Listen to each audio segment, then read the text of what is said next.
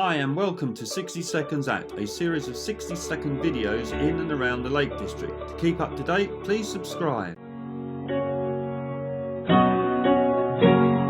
Despite its name, this is a prehistoric monument and probably dates from the period 2000 to 1000 BC.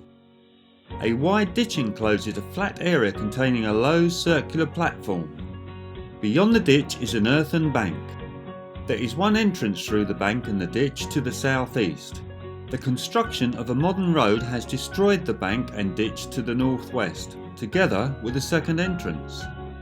Like the Mayburgh Earthwork less than 400 metres to the west, it may have been a meeting place for a large prehistoric community.